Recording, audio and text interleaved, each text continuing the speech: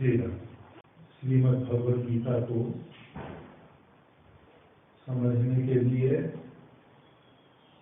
अर्जुन जैसी शरणागति हो तभी समझा जा सकता है।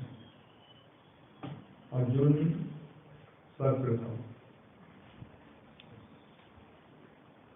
जब भगवान श्री कृष्ण से सहयोग की अपेक्षा लेकर पहुंचा, दुर्योधन को मालूम पड़ा तो दुर्योधन उससे पहले ही भगवान श्री कृष्ण के पास पहुंच चुका था। दुर्योधन अपने अहंकार और अभिमान में भगवान के सिरहाने की तरफ एक आसन लगा हुआ था, उस पर बैठ गया। अर्जुन पहुंचा, अर्जुन ने देखा कि भगवान के चरणों की तरफ एक आसन खाली है। भगवान को नमस्कार करके चरणों में वंदन करके वो चरणों की तरफ बैठ गया। भगवान तो नटवर को कौतुक करने वाले भगवान है, लीला करने वाले भगवान है, सारी सृष्टि ही उनकी लीला है। भगवान ने अर्जुन की तरफ देखा, कहा अर्जुन कैसा है हो। दुर्योधन ने कहा कि मैं पहले आ चुका हूँ, कहा कि मैंने पहले अर्जुन को देखा है, अर्जुन तुम्हारा छोटा भाई है और तुम दोनों किस किस प्रयोजन से यहाँ आए हो। अर्जुन ने बताया कि प्रभु आप सबके प्रयास करने के उपरांत भी जब महाभारत सुनिश्चित हो ही गया है, ये युद्ध महायुद्ध निश्चित हो ही गया है, तो मैं आपकी सहायता के लिए आया हूँ। दुर्योधन से पूछा तुम किस लिए आए हो? मैं भी आपसे सहयोग की अपेक्षा रख के आया हूँ। भगवान ने कहा मैं दोनों को सहयोग दूंगा। एक तरफ मैं अकेला कोई अस्त्र शस्त्र धारण नहीं करूंगा, एक तरफ मैं रहूंगा, एक तरफ मेरी नारायणी चतुरंगी सेना।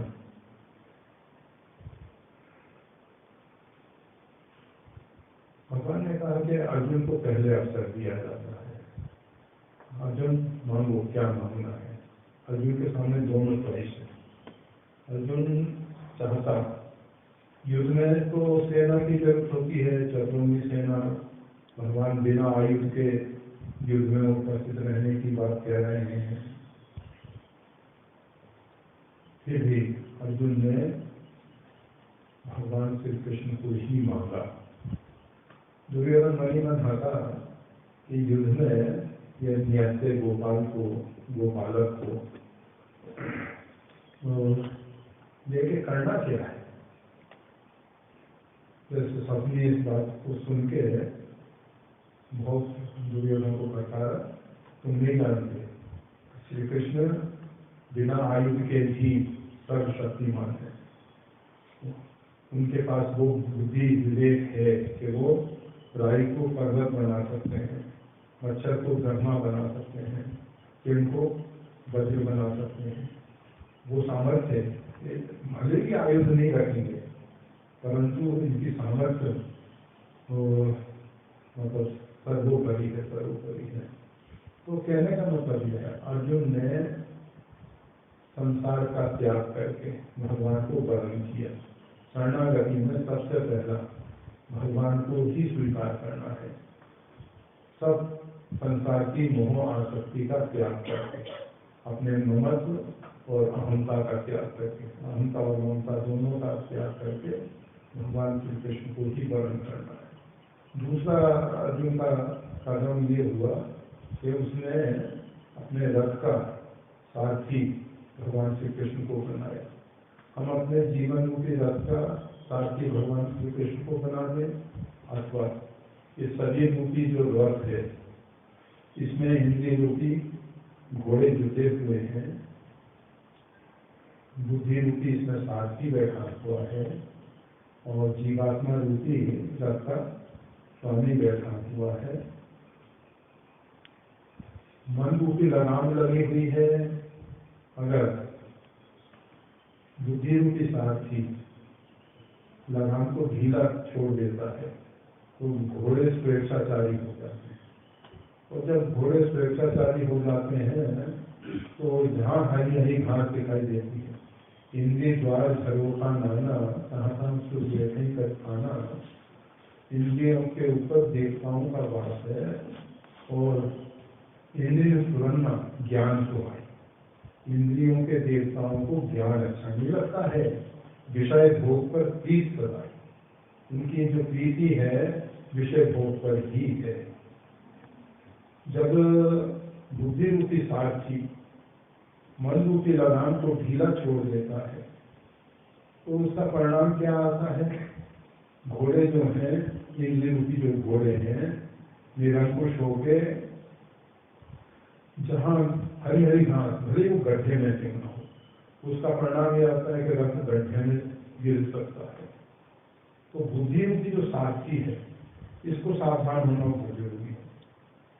गीता में भगवान ने अर्जुन को एक बहुत महत्वपूर्ण बात बताई है, जो अन्य भाव से भगवान का चिंतन करता है, तदामी बुद्धि योगम तम, मैं उसको बुद्धि योग प्रदान करता हूँ। भगवान ये नहीं कहते कि मैं उसको धन संपत्ति दौलत दे देता हूँ, ईश्वर दे देता हूँ, पद प्रतिष्ठा दे देता हूँ या अपना स्वधाम दे देता हूँ। भगवान कहते हैं ददामी बुद्धि योग। और एक हमेशा हम कहा करते हैं कि देखो, परमात्मा ने 84 लाख प्रकार के जीव बनाए, 84 लाख प्रकार के जीव। किसी जीव को वो सामर्थ्य है कि आकाश में उड़ सकता है, किसी में वो सामर्थ्य है कि पानी में तेज भी सकता है, नीचे गहराइयों तक जा सकता है, ऊपर आ सकता है। किसी की घ्राण शक्ति बहुत अच्छी है गंध लेने की, किसी की दृष्टि बहुत तीव्र है, बहुत दूर दूर तक का देख सकता है। पशु पक्षियों में देखा जाता है बिना सिखाए वो अपना आहार शुरू कर देते हैं। जैसे पक्षियों के अंडों में से जब शावक निकलता है तो उसकी माँ उसके मुख में थोड़ा देती है और फिर बाद में जब थोड़ा बड़ा हो जाता है तो फिर उड़ाना सिखाती है और फिर उसके बाद उसको उड़ा देती है। इसी प्रकार से पशुओं के बच्चे, जैसे हिरण का बच्चा शुरू से ही चौकड़ी कर सकता है, माता का स्तन स्वयं पान कर सकता है, उसको कराना नहीं पड़ता। और मानव के बच्चे, मानव की संतान को माँ को स्तनपान कराना पड़ता है, उंगली पकड़ के चलना सिखाना पड़ता है और बोलना सिखाना पड़ता है।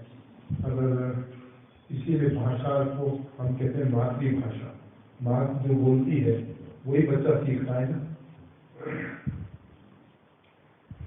तो परमात्मा ने जब मानव को श्रेष्ठ बनाया, परमात्मा की श्रेष्ठ कृति है मानव, उत्तम कृति है हमारी। और 84 लाख प्रकार के जीव बनाए, परंतु वो भगवान को संतोष नहीं। मानव को जब भगवान ने बनाया तो इतने संतुष्ट हुए और उन्होंने एक कृपा करके ऐसी वस्तु दी, बुद्धि। अगर मानव के पास बुद्धि है तो वो जो चाहे, ये 84 लाख प्रकार के शरीरों में जो जो क्षमताएं हैं, जो जो योग्यताएं हैं, वो सब अपने में ला सकता है। वो सब योग्यताएं मानव में आ सकती हैं। मानव उस दिशा में बहुत कुछ कार्य कर भी रहा है और बहुत कुछ उपलब्धियां भी हुई। तो भगवान मानव को बुद्धि दे दिए और कहा कर्म में अधिकार, तुमको कर्म करने के लिए अधिकार है, स्वतंत्रता है। मानव को भगवान ने कर्म की स्वतंत्रता दे दी। अन्य जीवों को स्वतंत्रता नहीं। ये जो 84 लाख प्रकार के अन्य शरीर हैं, ये प्रारब्ध भोग सकते हैं, नवीन कर्म नहीं कर सकते। केवल मानव ही ऐसा है जो नवीन कर्मों के द्वारा अपने जीवन को सुधार सकता है। उसके लिए आवश्यकता होती है विवेक की। बुद्धि है परंतु अगर विवेक नहीं है, हमने बुद्धि के द्वारा विद्या अर्जन किया और अगर विद्या बिन विवेक उठ जाए, अगर विद्या से विवेक की उत्पत्ति नहीं हुई तो वो विद्या बेकार हो जाती है। पहले विवेक की जरूरत। तो मानव को भगवान ने बुद्धि दी और विवेक दिया। वैसे मानव धर्म के लक्षणों में भी विद्या दोनों बातें कही गई है, बुद्धि का भी और विवेक का भी और विद्या का भी होना आवश्यक है, तब मानव मानव है। अन्यथा मानव शरीर से ढांचा है, मानव का पुतला है, परंतु जब तक मानवोचित धर्म नहीं आता है तब तक ये मानव कहलाने का अधिकारी नहीं है। तो अर्जुन ने अपने रथ का सारथी भगवान श्री कृष्ण को बनाया। अगर हम अपने जीवन रूपी रथ की बागडोर भगवान श्री कृष्ण के हाथ में सौंप लें, डोरी सौंप के तो देख एक बार, तेरा राम जी करेंगे बेड़ा पार। बस एक बार हमको अपने जीवन रूपी रथ की बागडोर भगवान के हाथ में सौंप देंगे, उसके बाद सब खेल भगवान का हो जाता है। भगवान क्या करते हैं? भगवान अर्जुन के रथ को सेना के मध्य में ले जाके खड़ा करते हैं। अर्जुन ने कहा कि सेना के मध्य में खड़ा करिए। अब सेना के मध्य में खड़ा करना था भगवान श्री कृष्ण को।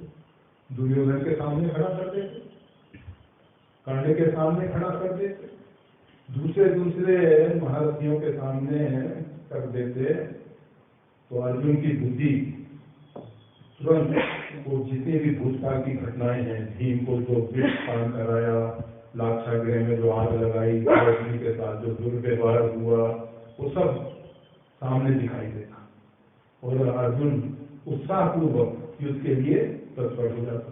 भगवान ने ऐसा नहीं, भगवान ने क्या किया, रथ को भीष्म और द्रोण के सामने ले जाएगा। अब अर्जुन के मस्तिष्क में वो सब दिखाई देने लगा कि मैं धूल में खेलता हुआ आता था, कि पितामह अपने सफेद वस्त्रों का विचारणा करते हुए मेरे को गोद में ले लेते थे, धूल होने पर भी मेरे को लाड़ प्यार पूरा मिलता था। जिन्होंने इतना मेरे को लाड़ प्यार किया, जिन्होंने हमारे विजय के लिए बहुत भावना रखी, जिन्होंने हमको श्रेष्ठ धनुर्धर बनाने के लिए अपने पुत्र से भी अधिक पक्षपात करके मेरे को श्रेष्ठ धनुर्धर बनाया, एक ललिता उठा ले लिया, ये सब मेरे सामने खड़े गुरु द्रोणाचार्य पितामह। मैं इनके सामने किस प्रकार से युद्ध करूंगा? अर्जुन को मोह देता। और गीता का जो प्रथम अध्याय है मोह है, अर्जुन को मोह हो गया। और जब जीव को मोह होता है और मोह की निवृत्ति के लिए भगवान को गीता में लगभग 700 श्लोक सुनाने पड़े। वैसे संपूर्ण गीता में 704 श्लोक हैं, परंतु कुछ महापुरुषों की मान्यता है कि गीता का प्रारंभ शिष्यस्ते हम साधी माम स्वाम प्रपन्न। अर्जुन कहता है कि मेरी बुद्धि जो है काम नहीं कर रही है, मैं किम कर्तव्य विमूढ़ हो गया हूँ। ये सब एक तरफ आताताई है, जिन्होंने हमारे साथ बहुत अनाचार अत्याचार किया है। आताताइयों को मारने में कोई दोष नहीं, और इन आताताइयों के साथ में हमारे भीष्म द्रोण इत्यादि महापुरुष भी खड़े हुए हैं। किस प्रकार से अगर हम युद्ध में जीत भी जाते हैं, अर्जुन कहता है रक्त में सने हुए भोगों को मैं नहीं भोगना चाहता। अर्जुन की विचारधारा ये है कि परिवारजनों को मार के मैं भोगों को नहीं भोगना। अर्जुन भोग भोगना चाहता है तो उसकी भोग लिप्सा खत्म नहीं हुई है, परंतु दुर्योधन की भोग लिप्सा और अर्जुन की भोग लिप्सा दोनों में अंतर है। दुर्योधन के पास मदद के शब्द जीतता, ये 11 अक्षों की सेना जो है मेरे लिए शरीर त्यागने के लिए तैयार है, अर्थात 11 अक्षों की सेना को भी मार के मेरा राज्य जो है बना रहे। और अर्जुन कहता है कि हम अपने परिवारजनों को मार के, पर इनको आता नहीं, रक्त में सने हुए भोगों को नहीं भोगना चाहता। बस वैसे वास्तविकता क्या है, हम सब जो मानव हैं, हम 84 लाख प्रकार के शरीरों में बहुत लंबे समय तक भटकते रहे। आहार, निद्रा, भय, मैथुन इत्यादि के विषय में हम इतने रच पच गए कि उससे बाहर होना कठिन होता है। और आज हमको भगवान ने कृपा करके मानव जीवन दे दिया। अब हमको मानव जीवन मिला है तो वो परमात्मा की तरफ हमको खींच रहा है। एक तरफ परमात्मा का आकर्षण है, एक तरफ संसार का आकर्षण है।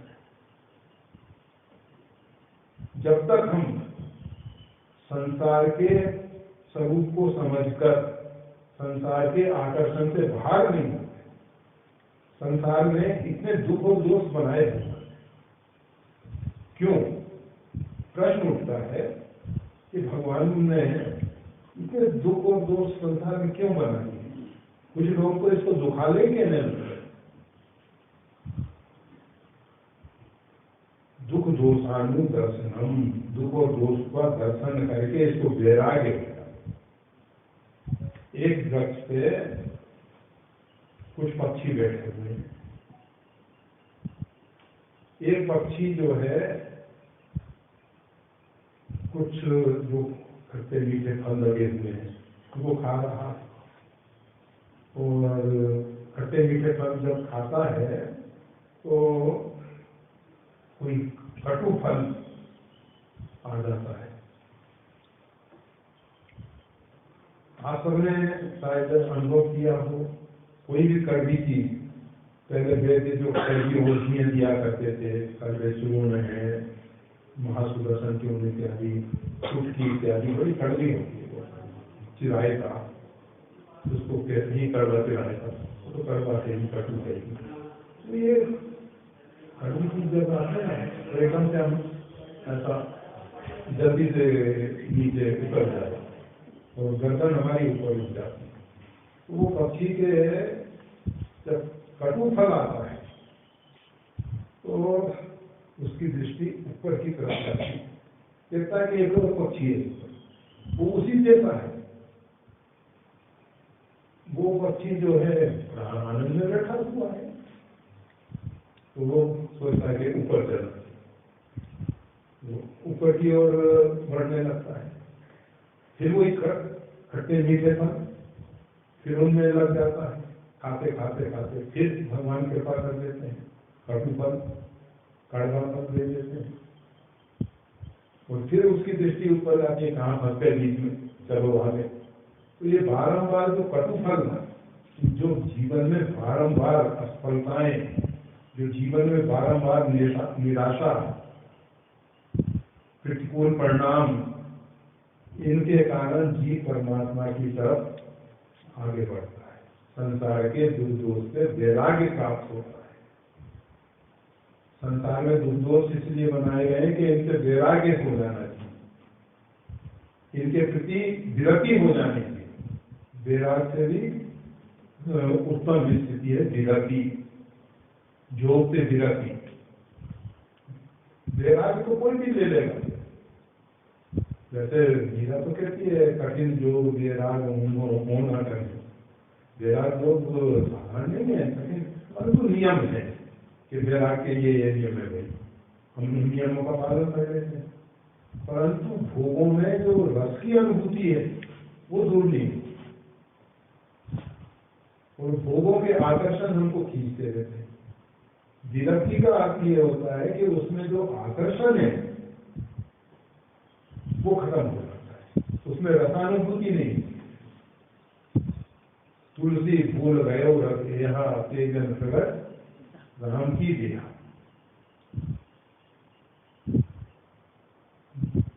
कंचन कांचन समगने कामिन काश पठान तुलसी फूल गयो रस देहा। इसमें रसानुभूति जो हो रही थी अभी तक वो खत्म। तो गीता में भगवान से अर्जुन निवेदन करता है, प्रश्न करता है कि भगवान हम नहीं जानते हैं कि हमारे लिए क्या करना उचित है, क्या करना अनुचित है। हम ऐसे स्थान पे आके आज खड़े हो गए हैं, एक तरफ तो मोह ममता हमको आकर्षित कर रही है कि अपने परिवारजन है, हमारे परिवारजन है, कैसे इनको हम मारेंगे, ये सब अपने हैं।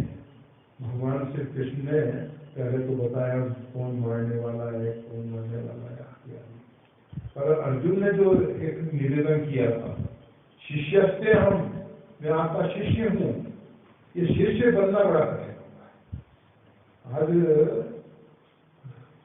चाहते तो लोग हैं कि बस शिष्य बन जाए और जैसे ये सब बाबा जी आनंद में है ऐसे हम नहीं सीताराम, परंतु शिष्य बनना बड़ा कठिन। शिष्य का अर्थ शिक्षार्थी नहीं है, विद्यार्थी नहीं है।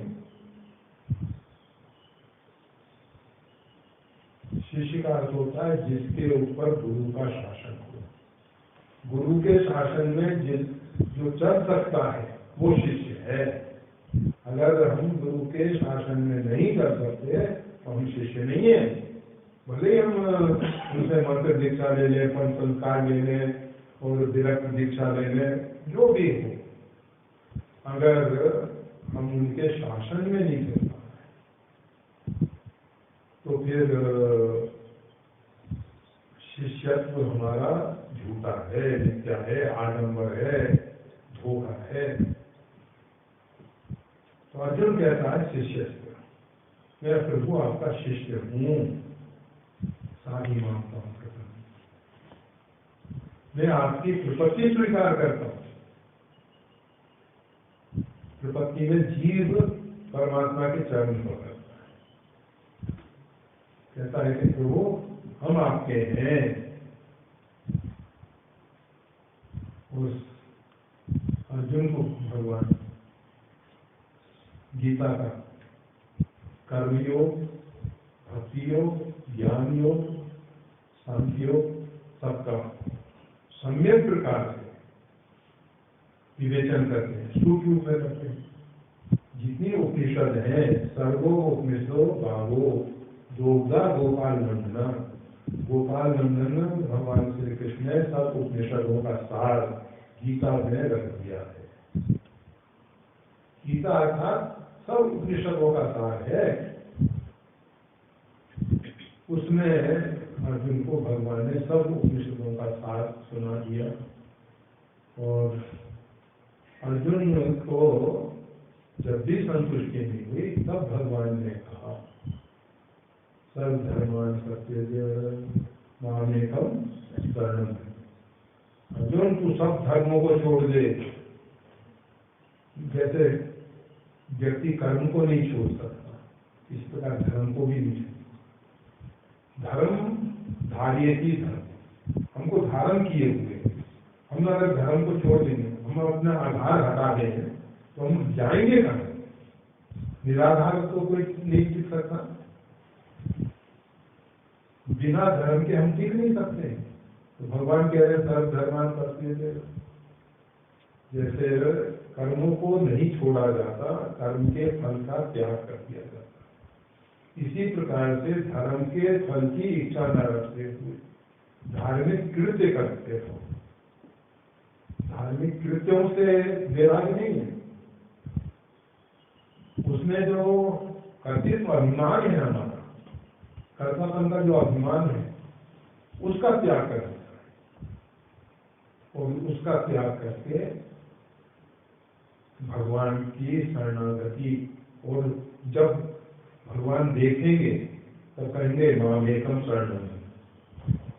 अर्जुन ने कहा शिष्य से हम साधी मानता आपके पन्ना, मैं आपका शिष्य हूँ, मैं आपकी प्रपत्ति स्वीकार करता हूँ।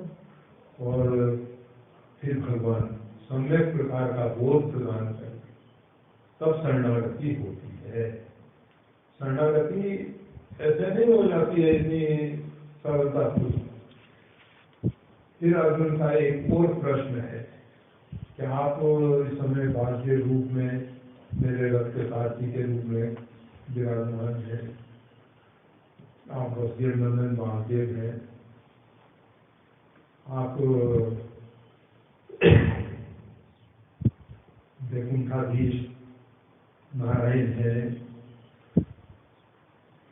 आप कहते हैं माने कम शरण में, तुम मेरी शरण में आ जाए, मैं आपके किस स्वरूप की शरणागति स्वीकार करूं? वैकुंठाधीश नारायण श्रीमन नारायण की शरणागति स्वीकार करूं अथवा वसुदेव नंदन वासुदेव की शरणागति स्वीकार करूं? भगवान ने कहा ईश्वरा सर्वभूतानां हृदय जैसे तिष्ठति भ्रामय सर्वभूतानि यंत्रुणानि माया तमेव शरणं गच्छ सर्वभावेन भारत।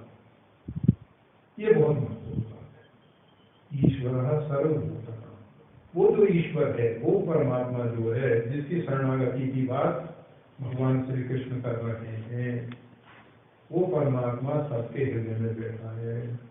क्या कर रहा है? भ्रामय सर्वभूतानि यंत्रुणानि माया, अपनी आदिशक्ति भगवती जगदम्बा की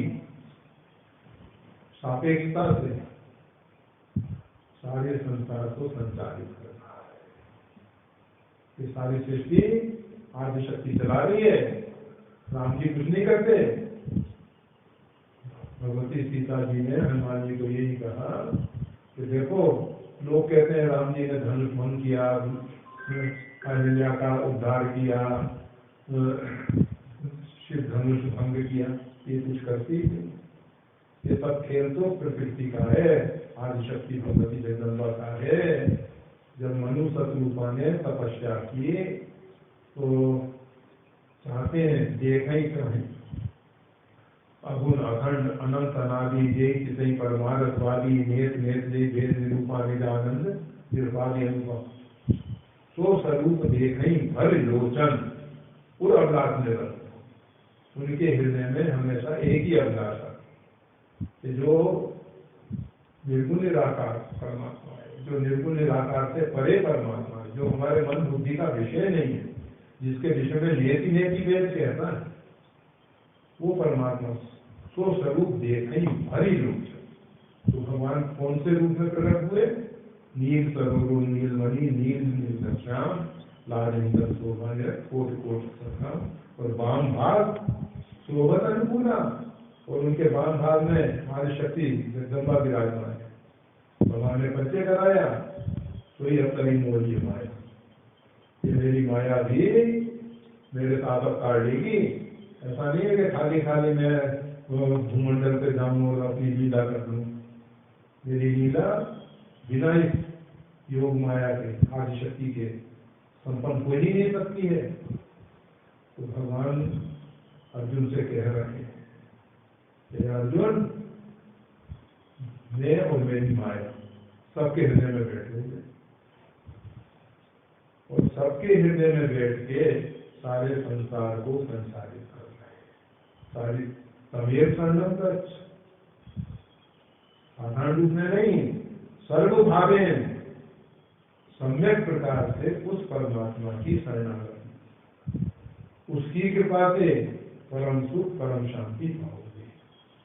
जो ईश्वर सबके हृदय में विराजमान है, उसकी शरणागति की बात है। यहाँ धर्म को नहीं छोड़ना है, धर्म के फल की इच्छा, अर्थात धर्म हमारा उद्धार कर देगा, केवल धर्म उद्धार नहीं कर सकता। धर्म का जो नियंता नियामक है वो हमारा उद्धार करेगा। इसलिए भगवान ने कहा हम अहम तुम सर्व पापेभ्यो मोक्षयिष्यामि, मैं तेरे को सब पापों से रहित कर दूंगा, तू सोच मत कर। तू जो सोच रहा है कि धर्म हमारा उद्धार कर देगा, हमारा कर्म हमारा उद्धार कर देगा, तेरे धर्म कर्म उद्धार नहीं करेंगे। ये करने का तुम्हारा अधिकार है, करो, जरूर करो। तुमको भगवान ने शरीर जो दिया है, मानव शरीर दिया है, कर्म करने के लिए दिया है। कर्म प्रधान विश्व का लाता जो जस करी सो कर्म की प्रधानता है, परंतु कर्म के पीछे ऐसी भावना मत रखो, धर्म के पीछे ऐसी भावना मत रखो कि ये हमारा उद्धार कर देंगे। उद्धार तो करने वाले भो राम मानो मेरा, हे राम मेरा उद्धार कर। कर्म धर्म से उद्धार नहीं होने वाला है, उद्धार करेंगे श्री राम, श्री कृष्ण। रामम कृष्ण भेदम न भेदम, राम कृष्ण में कोई भेद नहीं है, दोनों एक ही है। लीला करने के लिए द्वापर में श्री कृष्ण रूप में आ गए, त्रेता में श्री राम रूप में आ गए। मीन कमर सुकर्ण रवि वामन परशुराम धरी नाना तन धर, अनेक अनेक शरीर धारण करके भगवान समय समय से अवतरित होते रहते हैं, लीला करते रहते हैं। तो भगवान में कोई भेद नहीं है, परमात्मा एक है। चाहे उनको जिस रूप में हम सबके दिल दिमाग में श्री राम रूप बसा है, इसलिए हम श्री राम की बात करते हैं, जिसके अंदर जैसा जैसा हो। तो शरणागति में कुछ सोपान है, उन सोपान का हम संसार की मोह आसक्ति का त्याग करके केवल भगवान की शरण, मामेकम शरणम व्रज, मामेकम मेरी ही एक मतलब ही, मेरी ही शरणागति, परमात्मा की ही शरण। कौन से परमात्मा की? जो सबके हृदय में बैठा हुआ है, उस परमात्मा की शरण। वो परमात्मा क्या कर रहा है? रामेश्वर भूतानी, सभी प्राणियों को अपनी आदिशक्ति भगवती के द्वारा संचालित कर रहा है। अर्थात कौन क्या कर रहा है? जब हम देखते हैं ना, समुद्र ये कर रहा है, शरणागति का ना, शरणागति में परमात्मा दिखाई दे, परमात्मा के हाथ दिखाई दे, परमात्मा ये अपनी योग माया से, अपनी आदिशक्ति भगवती के दम्बा से ये सब कार्य करा रहा है। भगवान को प्रेरणा कर, भगवान प्रेरणा कर रहा है। भगवान की शक्ति जो है सबको नचा रही। जब इस प्रकार से हमको दिखाई देगा तो शरणागति होगी। शरणागति इतना सरल है, इतना सरल नहीं जितना हम सोचते हैं, और सरल शब्दों में कहा जाए तो कितना है, जो मान कोई वस्तु है, लावारिस पड़ी है, उसका कोई मालिक नहीं, किसी का उसके ऊपर स्वत्व नहीं, अधिकार नहीं, तो वो प्रशासन मतलब राजा का हो जाता है, शासकीय हो जाता है, राजकीय हो जाता है। इसी प्रकार से जीव के ऊपर से जब सब स्वत्व अधिकार हट जाए, अभी माँ कहती है मेरा बेटा है, पत्नी कहती है मेरा पति है, भाई बहन कहती है मेरा भाई है, कोई अपना पिता मान रहा है, कोई पुत्र मान रहा है, कोई कुछ मान रहा है, सबने अपने अपने अधिकार कर रखे हैं। सम्यक प्रकार के स्वत्व हट जाए, कोई का अधिकार न हो, हमारा ही अपना अधिकार न रहे कि ये शरीर हमारा है। आज तो हम दोनों प्रकार का अहंकार करते हैं, हम शरीर है ऐसा भी, और शरीर हमारा है, ये दोनों अहंकार मिथ्या है, दोनों अहंकार